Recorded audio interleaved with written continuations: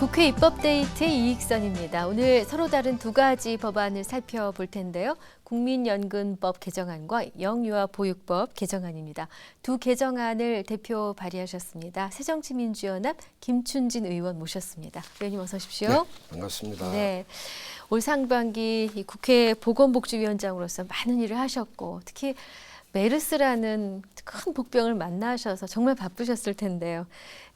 의정활동 상반기 관련한 소회를 한 말씀 듣고자 합니다. 예, 상반기 때 특히 이제 메르스 때문에 네. 온 국민이 공황 상태에 빠져 있었죠. 맞습니다. 그리고 네. 경제적인 손해도 GDP의 약 1.3%가 돼요. 예.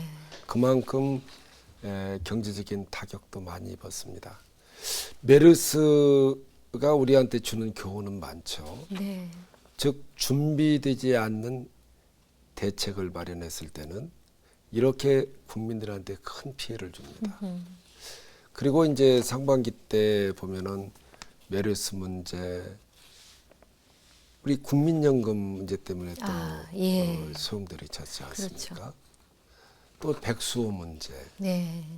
그리고 어린이집 아동학대 네. 사건, 또 아울러서 담뱃값에 대해서 이 경고 그림을 어떻게 포함시킬 것인지, 네.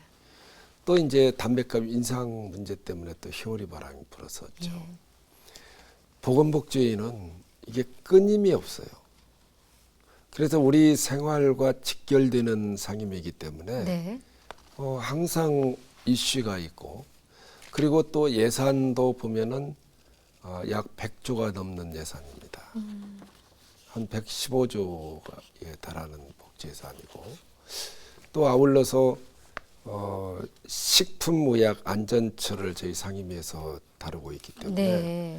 우리가 먹는 먹거리에 대한 안전 문제, 네. 건전성 문제, 그리고 이제 온 국민이 항상 건강을 유지하는 데 필요한 우리 의약품, 그리고 의료기기, 화장품, 우리 생활과 밀접한 문제를 다루는 상임위가 보건복지이기 때문에 네. 항상 일이 많고 또 분주하게 움직이고 있습니다. 그러셨군요.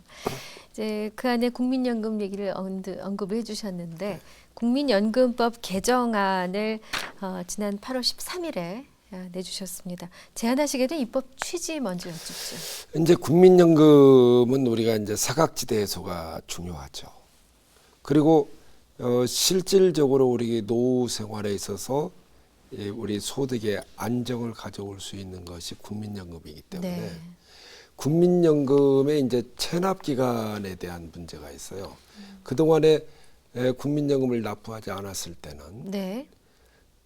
나중에 돈을 내더라도 2분의 1 기간뿐이 가산이 안 됐어요. 네. 그래서 이러한 것은 좀 이 기간이 짧기 때문에 국민연금에 대한 수혜받는 금액이 작을 수밖에 없죠. 그래서 차후에 체납 통지서를 받은 다음에 국민연금을 다 납부하면은 그 기간이 반절이 아니라 전체 기간에 해당되는 국민연금 혜택을 받을 수 있도록 하는 내용의 법안을 제출을 했습니다. 네. 현행법에서 이 근로자가 체납된 기여금의 그 기여금이라는 개념을 먼저 좀 짚어봐야 네. 될 것 같은데 기여금이 도대체 뭔가요? 기여금 내는 돈이죠. 네, 그러니까 사용자가 부담하는 걸 제외한 본인 부담금을 바로 그렇죠. 기여금이라고 한다고 예. 들었는데요. 그래서 그러니까, 예. 이 국민연금은 약 4.5%를 이 사용자가 되죠. 즉 공무원은 이제 공무원연금에 가입하기 때문에 예. 해당이 안 되지만은 일반 국민들은 기업체에 근무한다라든지 네. 이럴 경우에는 근로자를 고용하는 즉 사용자가 4.5%를 내고 네. 해당 근로자가 4.5%를 내서 9%를 내고 있습니다. 네. 그러니까 현행법에서는 이제 그 체납된 부분을 내더라도 아까 의원님께서 말씀해 주신 것처럼 절반 기간만 인정해야 하지 않습니까? 근데 지금 이제 사용자가 되고 본인이 못 냈을 경우에는 네. 이게 반절만 납부가 되기 때문에 예. 2분의 1 기간만 이 혜택을 받게 되는 거죠. 네. 그리고 또 반대의 경우에도 또 마찬가지고. 그래서 그러한 이 모순된 문제점을 해결하기 위해서 이러한 법안을 제출을 했습니다. 근데 체납된 기업의 전부를 개별 납부해도 2분의 1 기간만 인정하는 것은 조금 왜 그러는지 모르겠다는 생각이 들었거든요. 지금 이제 문제가 예. 바로 이제 그러한 문제점이 이제 발생이 됩니다. 예. 예를 들어서 기업체가 이 내지 않는 돈이 있잖아요. 예, 예. 그래도 본인이 이제 내면 체납이 되면은 기업체가 이제 돈이 없어가지고 이 납부하지 못할 경우에 네. 특히 이제 그런 문제가 발생이 되죠. 네. 그럼 이번 국민연금법에서 그 고치고자 하시는 핵심 내용은 어떤 예, 거예요? 그 돈을 체불한 돈을 지불을 하면은 네. 전체 기간에 해당하는 그러한 연금 가입 연투의 혜택을 받기 때문에 그만큼 연금을 많이 받는 거죠. 2분의 1로 인정하는 것이 아니라 그렇죠. 체납된 걸 내면은 예. 전부를 인정해 주는 그렇죠. 것으로. 그렇군요. 이러한 내용이 지금 그러면은 많은 분들이 지지를 얻으실 것 같은데요. 저는 그 당연히 네. 예, 그렇게 하는 것이 옳다는 생각입니다. 네. 지금 현행 법이 잘못됐다고 모순되어 판단이- 있다. 네. 그러면 국회 통과 전망도 밝게 보고 계십니까? 네. 통과될 수 있도록 최선의 노력을 다하겠습니다. 또한 우리가 이제 노후소득 보장이라는 것이 장수 시대에 꼭 필요한 항목이죠. 네, 예. 그래서 우리가 100세 시대에 연금 혜택, 연금을 어떻게 받느냐 여기에 따라서 노후소득이 안정되느냐 안 되느냐 저는 중요한 문제라고 생각합니다. 네. 통과 전망도 밝게 보시고 네, 좋은 그렇습니다. 결실이 있으실 것 같네요.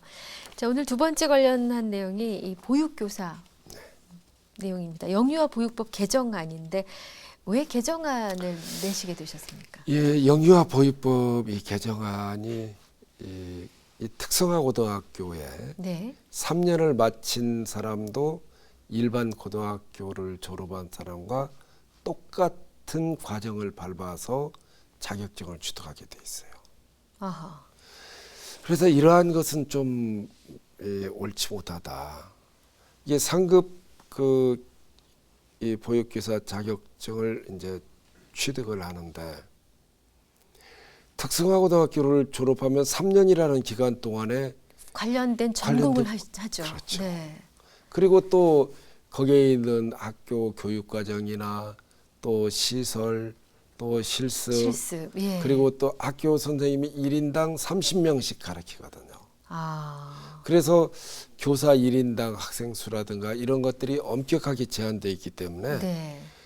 양질의 그런 교육을 받고 네. 또 아이들을 굉장히 좋아하는 품성을 가진 사람들이 그걸 선택하고. 우리 영유아 보육학과에 예. 들어가죠. 그런데 거기에 아무런 자격증을 받을 수가 없다. 하면 이게 모순되는 거죠. 그렇군요. 그리고 우리 대한민국을 보면은 교육 기간이 굉장히 길어요. 네. 세계에서 최고로 대학의 입학률이 높은 국가 아닙니까? 맞습니다. 그래서 교육 연한이 길기 때문에 거기에 대해서 교육비도 또 그만큼 많이 들어갑니다. 예.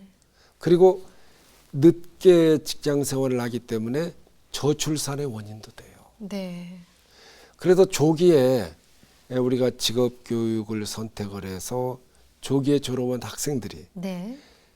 졸업을 한 이후에 안정된 직장을 갖는 것은 그 굉장히 중요한 일이거든요. 네네.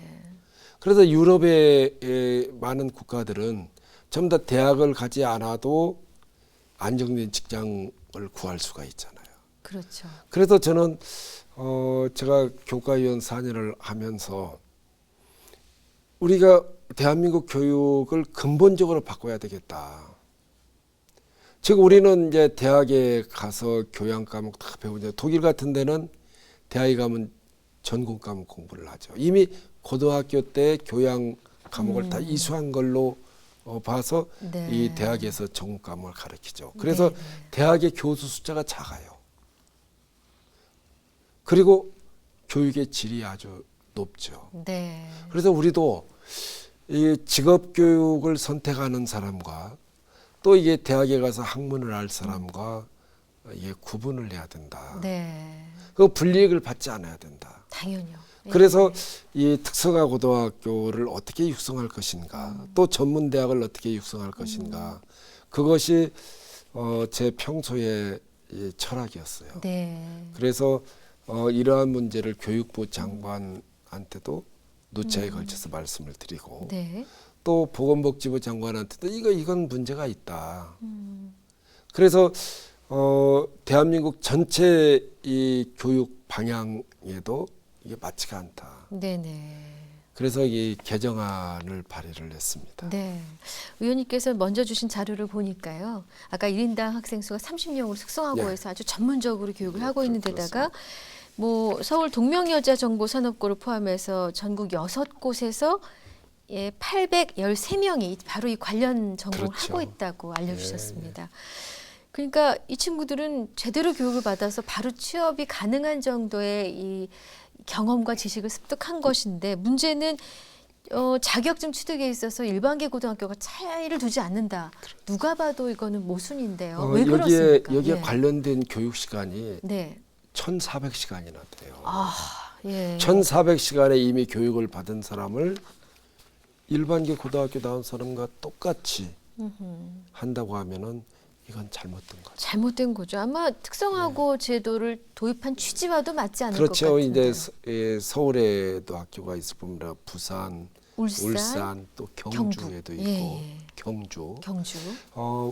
이렇게 이제 많은 지역에서 이제 우리 학생들을 배출을 하는데 말씀하신 대로 813명의 학생이 재학하고 있기 때문에 네. 이것은 저는 상당히 문제가 된다고 생각합니다. 그래서 이 학생들에 대해서 길을 열어줘야 된다. 네. 이렇게.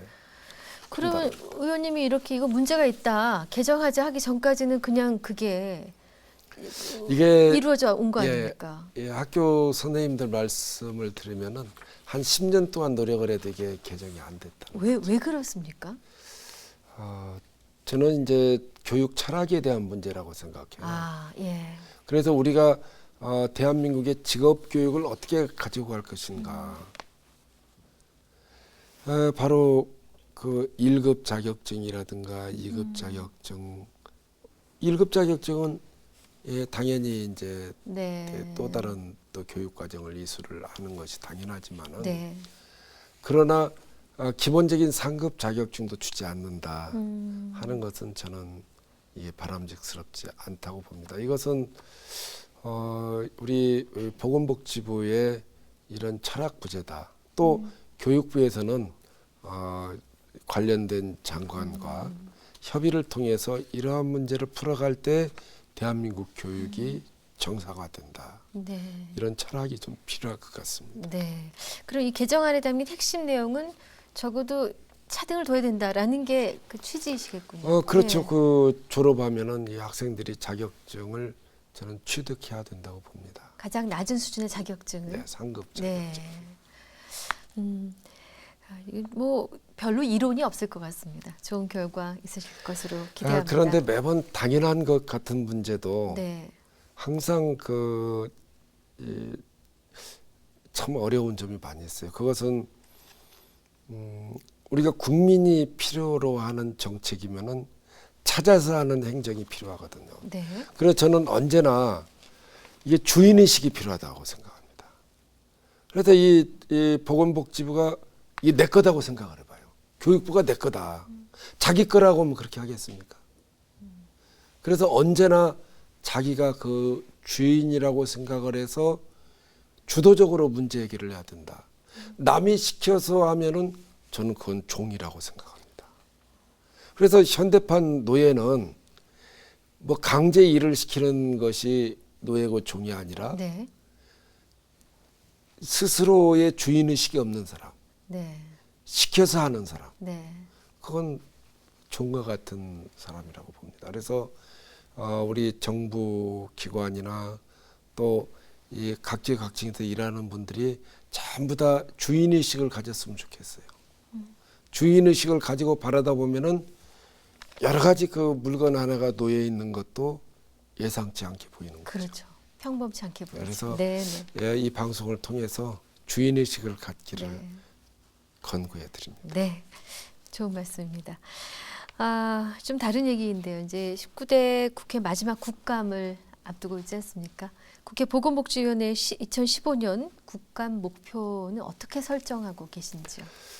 국감에서 이제 시정 요구가 작년 국감에서도 213건으로 가장 많은 상임이었어요. 네, 그만큼 요람에서부터 무덤까지 네, 또 우리 먹거리 또 약 뭐 이런 제반 화장품 의료기기 이 많은 이 영역을 다루는 것이 보건복지위원회입니다. 즉 우리 생활에 필요한 것을 다루는 거죠. 네, 그래서 국민이 행복하게 사느냐 그렇지 않느냐 직결되는 상임위가 보건복지예요. 네, 그래서 최저한의 우리 이 기본적인 삶을 영위할 수 있도록 국가가 이 보장을 해줘야 된다. 네, 그리고 우리 국민들이 보다 삶의 질이 높은 삶을 살 수 있도록 해서 행복한 대한민국 만드는데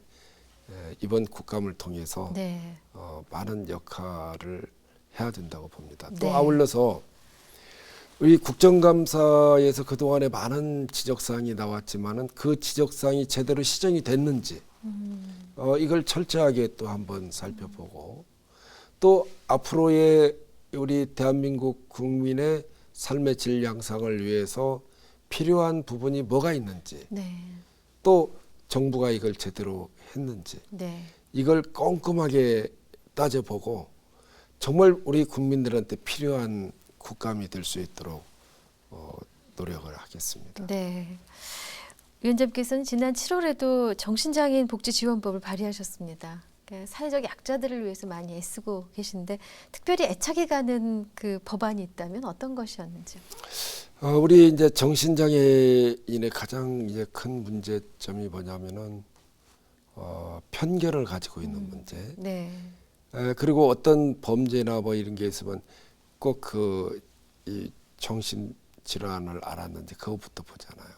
그런데 실제로 정신 장애인들이 범죄율이 훨씬 낮습니다. 네, 이건 이 외국의 통계도 그렇고 국내의 통계도 그렇습니다. 네, 그런데 우리가 고정관념을 가지고 있어요. 네. 그래서 이러한 문제. 그리고 이 그동안에 이제 정신보건법뿐이 없었어요. 그래서 이 정신장애인에 대해서 이 복지지원법이라는 재정법을 만들어서 대표 발의했습니다. 네, 그런데 우리 정신장애인에 대해서 이 복지 차원으로 접근을 해야 돼요. 네, 이런 편견 때문에 복지시설도 잘 이용하지 못하고 여러 가지 그런 문제점이 많이 생겼거든. 또 네. 가족조차도 자기 집안에 정신장애 있으면 부끄러워해요. 네, 그래서 이제는 그걸 다른데 눈에 생긴 병이나 손에 생긴 병처럼 정신에 생긴 질환에 불과할 따름이거든요. 치료를 하면 얼마든지 나아질 수 있는. 예, 우리 똑같은 생활을 할 수가 있죠. 네, 이 손에 뭐 상처난 거 치료하면 다 똑같지 않습니까? 네, 정신 장애인도 마찬가지입니다. 그래서 이분들에 대해서 복지를 다루는 법이었기 때문에 보건에 대한 이 법뿐이 없어요. 그래서 복지 지원법을 재정법을 네. 대표 발의했습니다. 네. 끝으로 의원님 그 추진하고자 하는 지역 현안 있으시거나 새로운 입법 계획 있으시면 한 가지 정도 알려주십시오. 네, 우리 지역은 농어촌 지역인데 네, 너무나 안 돼 있는 부분이 많이 있어요. 네, 그래서 특히 이번에